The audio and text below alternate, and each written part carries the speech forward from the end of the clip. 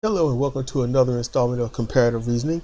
I'm your host, Sidra Kennedy, and today I'm going to say that the vice president debate exposes everything wrong with voters. Why? Because the voters are going to vote for one of these guys, girls, people, humans. They're going to vote. It's going to happen. So I'm mostly through this thing while I'm, working on some wrestling stuff. I'm listening, and let's just go ahead and just get this out. Harris is literally bogarting, bragging, saying that Biden will not stop fracking. And I don't know if any of you ever knew this, but the environmentalists, they were heavily against fracking. Heavily against fracking for a reason, because it pollutes waterways, aqueducts. It makes you get sick. Sometimes mercury leaks into it. Fracking has jacked up underground waterways, rivers, and whatnot. What this does is it releases the pressure underground. When that pressure is released, any little minute area that's been trying to collide will collide, and that's why you get those micro quakes that happen. And all those micro quakes over time end up being almost a major quake in terms of damage to the ground of what you can see. Utah, what else? Parts of North Carolina, Mississippi, Alabama, Nevada, Arizona, they have all had, and a lot more, every state has had multitudes of microquakes because of fracking. Fracking has grossed billions of dollars for corporations, but gained nothing for the people except nothing. Consumers get nothing. Your average everyday people and below get nothing. It's that simple. Get nothing. And she's bragging about this. Fracking water has caused cancers and other things like that. And she's bragging that they're not going to stop. When they talk about COVID-19 and everything happening, Pence wouldn't answer anything. He made sure he lied. He made sure he's not going to answer a question. And now, here's the thing. What Mike Pence has done, he is up there being as disrespectful as any one person can be. Honestly, the moderator should have checked him, but no, she begs and she pleads, and he will not shut up. What do you hear? It's robotic. You have this amount of time and you will not be interrupted. And yet she's interrupted. The moderator who says it is interrupted. Pence wouldn't shut up. He would not be respectful at any turn. And he knew it. He knew he could get away with it. Mainly because let's just be straight up. It's a woman. Because it's a female moderator, Pence is like, you ain't gonna do nothing to me. I'm gonna talk as much as I want. It ain't about him being the vice president. That's second to why Pence does it. This is Mike Pence. That's who he is. Kamala Harris, you know what she does? She tries to ask for more time. She makes her quick pleas why she should get more time. She even sits there and just deals with it at points. And that's literally, and you want to go racially? That's what black people had to do. Always take a back seat, be respectful, be mannerful, be mindful, know your place, shut up, let the person have the say, and you still don't get any respect. She couldn't get respect. Moderator can't get respect. Pence being disrespectful. And anyone out there that's a Trump supporter finds his disrespect something to cheer. That's why they are contemptible, negative, nasty, malfeasant pieces of shit. Because they can see this disrespect and cheer it. They should shake their heads. They should feel ashamed to support someone that would do this to any human being. You're supposed to be mature on this big debate stage. You're supposed to be in the upper echelon of control of this country, second in line to presidency. And if you can't respect these females here, how the hell are we supposed to expect you to respect people across seas?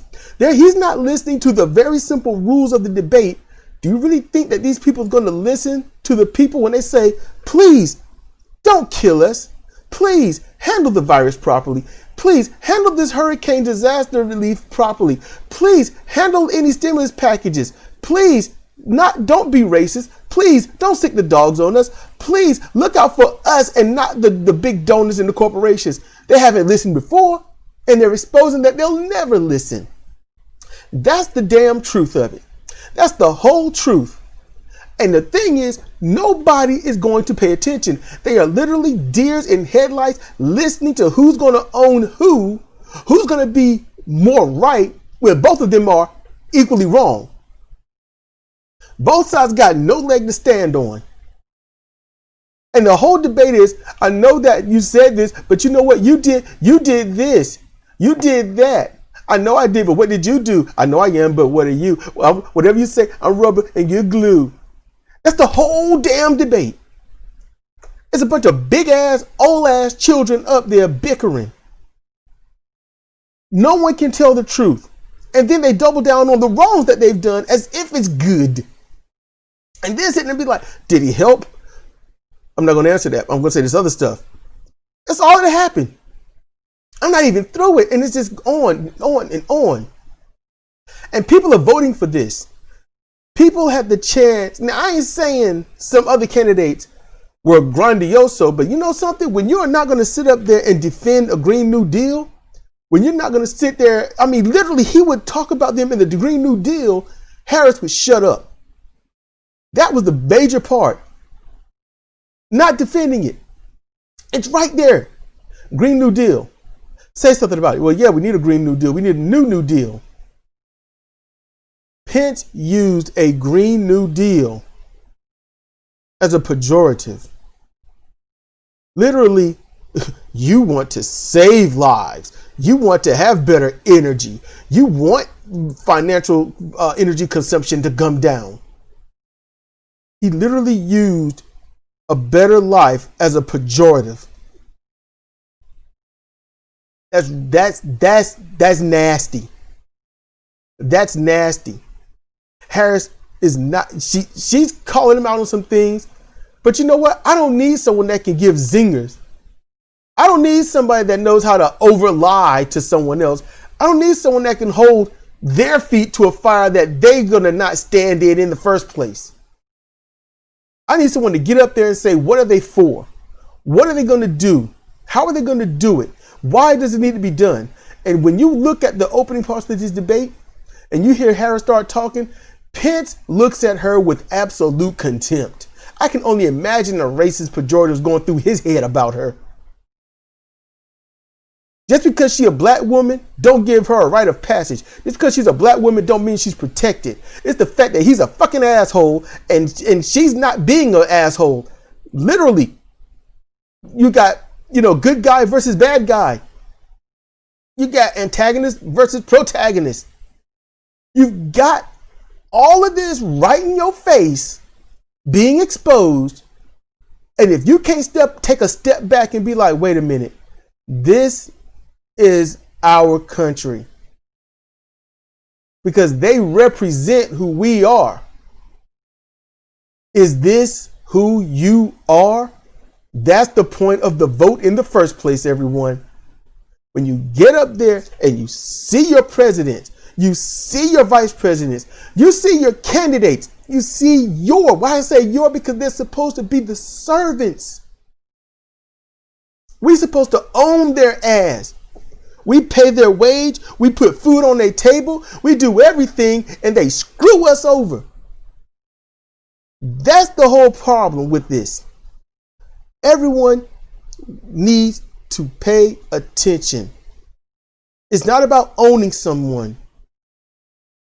It's not about that.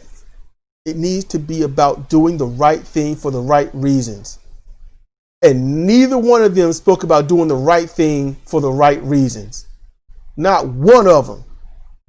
And any policy they talk about going over, I guarantee you, I promise you, it's not going to happen. If you feel different, if you think you can prove different, I invite you to put it down in the comment section below. I invite you to try. That's why I'm not voting for either one of them. It'd be great to have a black VP, another black president. But I want the right one, not just anyone. I would like to have a transgender vice or main president.